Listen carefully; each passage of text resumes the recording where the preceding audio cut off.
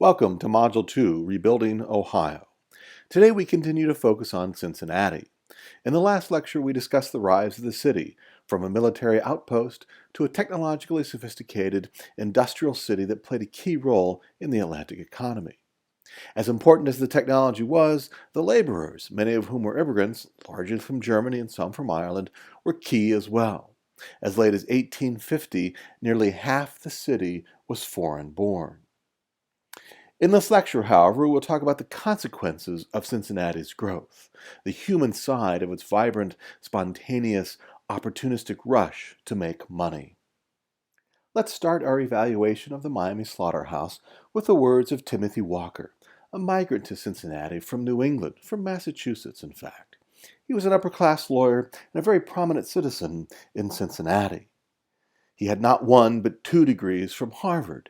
He was also the founder of the Cincinnati Law School, which today is the 4th oldest continuously operating law school in the United States. It's now part of the University of Cincinnati. Here's what Walker said to a friend in private. "I wouldn't say so in public, but between ourselves I admit it.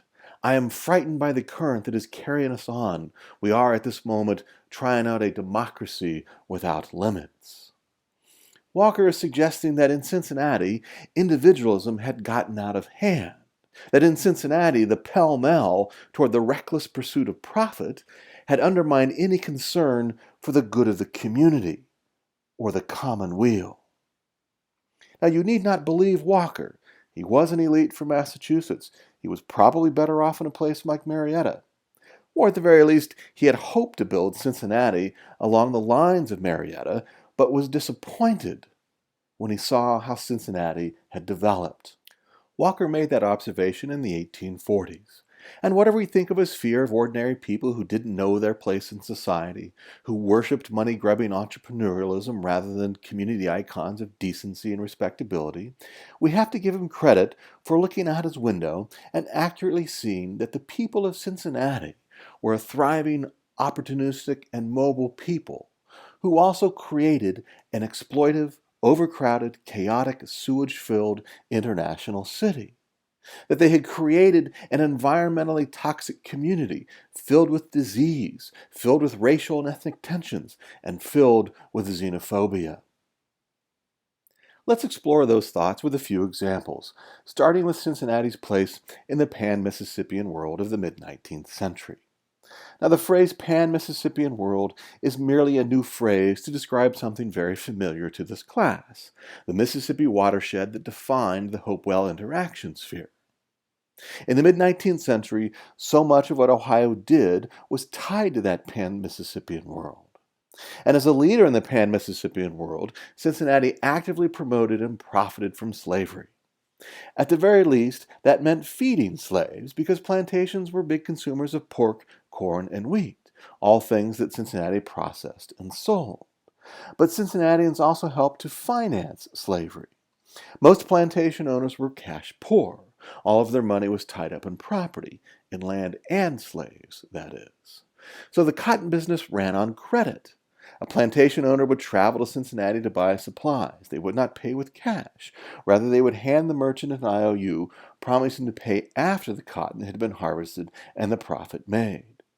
If the cotton failed or simply turned less profit than expected, the Cincinnati merchant could call in the IOU. For collateral, the plantation owner usually offered slaves. So if a Cincinnati merchant had to call in an IOU, that meant the merchant was now a slave owner. That merchant would then promptly sell the slaves to recoup his investment. So Cincinnati and the Ohio places that were economically and culturally connected to Cincinnati were partners in a particularly brutal, exploitive form of capitalism that we more commonly call slavery. If we dig a little deeper, our story of exploitation becomes a bit more complicated. After all, exploited people are rarely passive. They find ways to escape, to turn the world that shackles them against itself. Looked at from this point of view, Cincinnati actually undermines slavery. For example, sometimes slave owners leased their slaves to steamboat operators. While working on the steamboat, these slaves toured up and down the rivers of the pan-Mississippian world. Consider the case of John Parker. He was a steamboat fugitive. He was born and raised a slave and escaped to freedom by traveling to a steamboat dock along the Mississippi River. He looked for the first ship headed to Cincinnati and boarded, pretending to be a part of the work crew. Every steamboat dock was a bustling place full of strangers. Who belonged? Who didn't? No one knew. They were all strangers, so who would question him? That's how he escaped to Ohio and freedom, by using the technology and the interconnected river system of the pan-Mississippian world against itself. African Americans also used this pan-Mississippian world as an information network. For example, one African American woman, a free resident of Cincinnati, maintained contact with her mother, a slave in Mississippi, for 3 decades. Black boatmen traveled between the Cincinnati home and the slave quarters, passing along information. Mother and daughter traded stories about love and life, whom to marry, the problems and joys of having children. In 1843, the Cincinnati woman told her mother, through the boatman, that her grandchild was attending college at Oberlin. The news, the mother replied from Mississippi, found her bound in body, but free in spirit. And finally, Cincinnati was the closest major free city to the South. It was huge, meaning it offered anonymity. It had a vibrant economy, meaning it offered work. And it was accessible, meaning hundreds of boats from the pan-Mississippian world traveled there every single day of the year. No wonder, then, that Cincinnati had the most active anti-slavery activity of all American cities. Free blacks acting as agents on the Underground Railroad, white ministers like John Rankin in Ripley County aiding and abetting fugitives as they crossed the Ohio River, and even writers like Harriet Beecher Stowe, the author of Uncle Tom's Cabin, a best-selling anti-slavery novel. Let's now look at steamboats from another point of view, as part of a struggle between capitalists and workers. On average, steamboats cost between $25,000 and $50,000 to make. And on average, every trip from Cincinnati down to New Orleans and back made a profit of $25,000. So the incentive was to run this technology and the people very hard, to tell them to constantly speed up. The more trips, the more the profit. As a result of driving the technology and the people hard, the technology often exploded. Steam engines were dangerous, all of that pressure contained in a small space, running at maximum all day, every day. Or, given the order to constantly speed up, steamboat captains ran the risk of crashing their boats. Rivers are not predictable cement roads. The Ohio and the Mississippi changed, at the very least seasonally, but more often than not, daily. In either case, the command to run ever faster, to speed up ever more, often led to explosions and crashes. We might call these events accidents, but they were not. They were avoidable. They resulted from specific instructions to ignore the value of human life, the boat crews, and run the technology as hard as you could. If, for example, an Irish immigrant died in an explosion, well, few people shed a tear. There was always another immigrant on the dock who desperately needed a job. Of course, if a slave had been leased on a boat that exploded, then a lawsuit was common. That was destroyed property, after all. So the pan-Mississippian world was an exploitive world, a world that placed more value on profit and technology than on human life. It's not surprising, then, that disease flourished in this world. Let's focus on cholera to explore this thought in more detail. Cholera was considered an emerging disease in the 19th century, meaning it existed in specific and local places long before the 19th century, but emerged as a global disease during the 1800s. And it was also considered the great scourge of the 19th century, meaning other diseases killed more people, but cholera took you from health to death in a matter of hours. And victims also suffered from violent purges that left them dehydrated, left their system lacking oxygen, which means their extremities went into gangrene. And how was cholera transmitted? From what doctors call the oral fecal route. In other words, humans drank water tainted with feces. Cholera has its origins in the Ganges River Delta in India. In 1817, an outbreak escaped its local confines, and by 1831 had reached Western Europe, and by 1832, North America. How did it move? Through migration and trade. In other words, the ability of people to move farther and faster than ever before allowed their diseases to travel farther and faster than ever before. Technology aided the spread of cholera. And so it's a perfect fit for Ohio. Why? Because Ohio was created by the same forces that created cholera, the global disease. Ohio's water routes opened Ohio to the world's people, their ideas, their goods, and their germs. So before the Civil War in the United States, there were two major cholera epidemics. In Cincinnati, from 1832 to 1833, 1,000 people died. And that's with a total population in Cincinnati of 24,000 people. In 1849 to 1851, 8,000 people died in Cincinnati, and that was with a population of 115,000 people. By way of comparison, New York City lost 5,000 people with a population of 515,000 people. Cincinnati was hit hard by these cholera epidemics. Why are these cholera outbreaks important?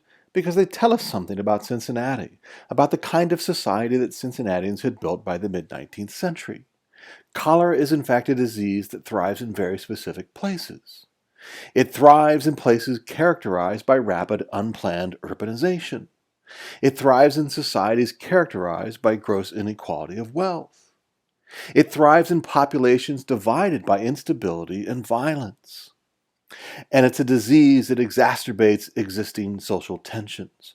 For example, the rich versus the poor.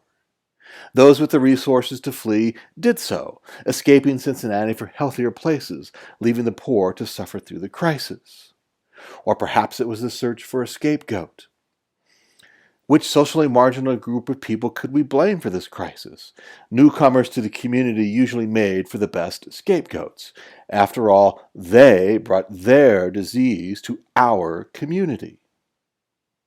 And so Cincinnatians searched for a cause and a cure. Here's how one person thought about cholera after the 1849 outbreak. First, he blamed the inferior civilizations of German and Irish immigrants. He said the epidemic is almost exclusively confined to the lower classes of intemperate, dissolute, and filthy people huddled together like swine in their polluted habitations. Immigrants, in other words.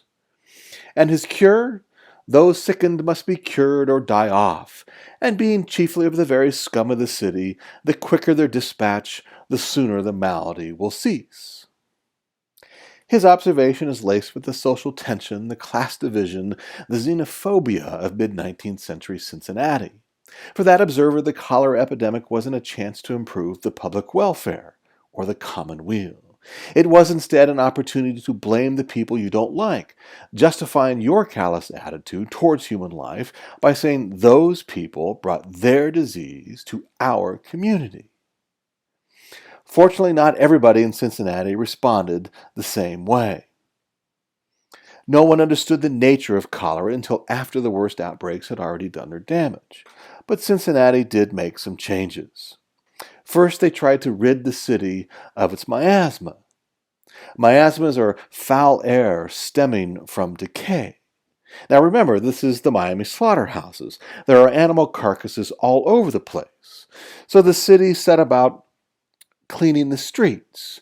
Before the 1832 outbreak, pigs were the main street cleaners, rooting around in haphazardly discarded trash.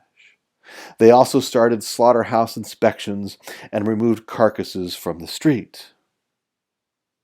The problem, however, is that they pushed all the waste into the river, further contaminating their water supply.